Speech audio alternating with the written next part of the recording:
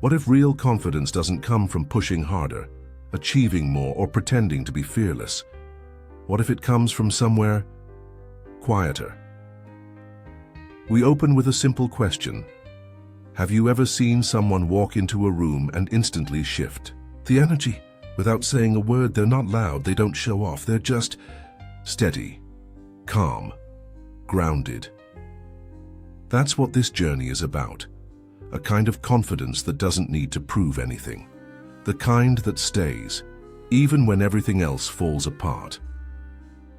In this first part, we pull you in with a mystery. Could it be that the confidence you've been chasing has been inside you all along? We set the stage for something deeper than tips or tricks. This is about waking up to a part of yourself that's been forgotten, but never lost. Let's get real. Most people who seem confident are just performing. They wear a mask, smiling. On the outside, insecure on the inside, trying to be perfect, trying to be liked, trying to stay in control. But here's the truth. Confidence that's built on pretending always breaks. In this section, we peel back the mask. We explore how early in life we learned to hide our fear. We became what others wanted us to be: smart, tough, successful, anything but vulnerable. But behind all that effort is a scared child who just wants to be safe. And that's why the old model of confidence doesn't work. Because it's built on fear. Fear of rejection, failure, not being enough. We show why real confidence isn't about being better, it's about being honest. Because when you stop hiding, even from yourself, that's when true power begins. Long before self-help books and social media, people knew something deeper. The Stoics spoke of inner stillness. The Taoists taught the power of flowing with life, not fighting it. In Hindu and Buddhist texts, the self is seen as something eternal, untouched by praise or blame. What did they all have in common? They didn't teach you to add more confidence. They showed you how to let go of everything that blocks it. They believed real strength comes from remembering who you are, not from becoming someone else. In this part, we explore that ancient wisdom. We look at how these old truths can help you build a confidence that doesn't shake when life gets hard. Not surface-level confidence, but the kind that feels like coming home. Calm, steady, alive. Here's where we go deeper. Most people live with a voice inside them, the voice of fear. It says, don't speak up, don't fail, don't be seen. That voice is trying to protect you. It was formed long ago. In childhood, in trauma, in pain. So you built a version of yourself to survive. One that plays it safe. One that stays small. Psychologists call it the false self. Carl Jung called it the persona, the mask we wear to fit in. But here's the cost. That mask hides your power. It cuts you off from your real feelings, your truth, your voice. In this section, we show how the fear-based self is what keeps you stuck, and we explore what happens when you stop running from it. When you sit with it, breathe with it, listen to it, because the moment you stop avoiding your fear is the moment you become free, and freedom feels like confidence. There comes a moment in every journey fight when the illusion breaks. You realize you've been chasing a version of confidence that was never yours. It came from the outside, from the world, from pressure, from comparison. But now something clicks. You stop chasing, you stop pretending, you start listening.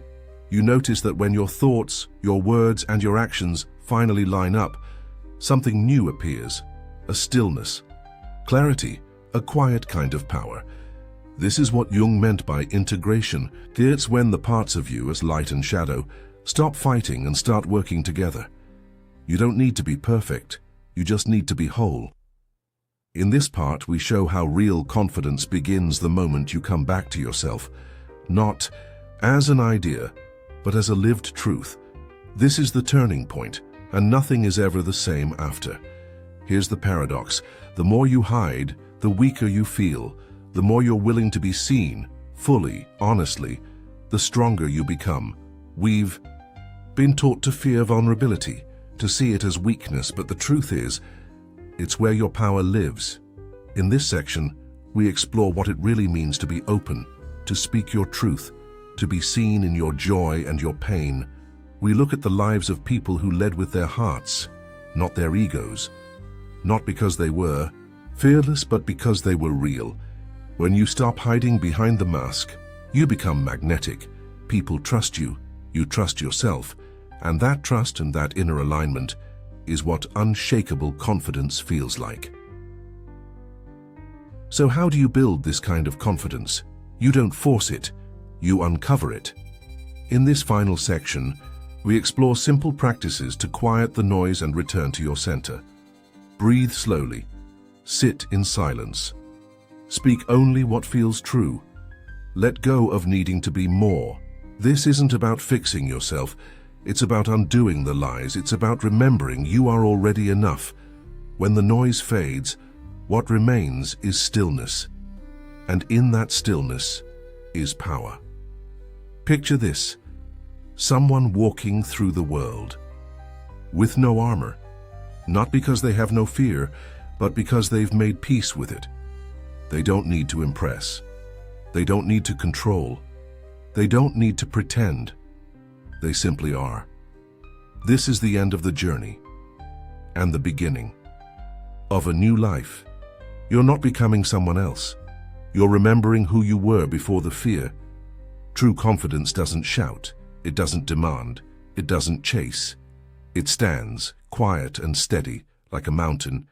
And now you know, it was always inside you waiting. What if confidence isn't what you think it is? We grow up believing confident people are loud, bold, and fearless. But the truth is deeper. Real confidence doesn't shout. It doesn't need to prove anything. It comes from something quiet, something solid inside. Your true confidence isn't about having all the answers. It's about being okay with the unknown. It's not about being perfect. It's about being real. This kind of inner power doesn't come from praise, success, or how you look. It comes from knowing who you are and trusting that it's enough. Ancient sages, warriors, and philosophers understood this. They practiced stillness, reflection, and self-knowledge. They faced fear, not with bravado, but with calm presence. This is what we've forgotten, and it's why so many people today feel anxious, insecure, and fake. So let's go deeper.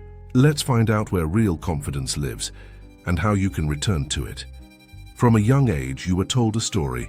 Confidence means power, fame, looks, and success. But this is a trap. We live in a world that celebrates the outer image, status, appearance, achievements. Social media tells us to look confident, even when we feel broken inside. We learn to perform instead of feel, to fake it instead of face it. But deep down, something feels wrong. Because the more you chase this surface level confidence, the emptier it feels. This is not your fault. You were trained to believe in a false version of confidence, one that depends on others seeing you a certain way. But true confidence doesn't depend on anyone. It comes from the inside out. It's not a mask, it's your foundation. And once you stop chasing the lie, you can finally discover the truth. Every lack of confidence starts with fear. Fear of rejection, fear of failure, fear of not being enough. But where does this fear come from? It begins in childhood. Maybe someone made you feel small. Maybe you were punished for being too loud, too sensitive, too different. So you learn to shrink, to hide, to doubt yourself. Over time, this fear becomes a habit. It becomes your inner voice. But here's the truth. That fear isn't you. It's something you learned. You were born whole. You were born curious, bold, and full of life. You didn't doubt yourself until someone taught you to, so to become confident again is not about becoming something new. It's about unlearning the fear. Confidence is not the absence of fear. It's the presence of trust. Trust in yourself, in your path, in life. But most of us were never taught to trust ourselves. We were taught to look outside, to parents, teachers, friends, experts for answers. So we stopped listening to our own voice. Real confidence comes back the moment you start listening again. When you stop asking, do they approve of me? And start asking, do I approve of me? This shift is subtle, but life-changing. Inner trust doesn't mean you always feel certain. It means you keep going even when you're uncertain. It means you stand by yourself, even when things feel shaky. And the more you trust yourself, the more unshakable your confidence becomes.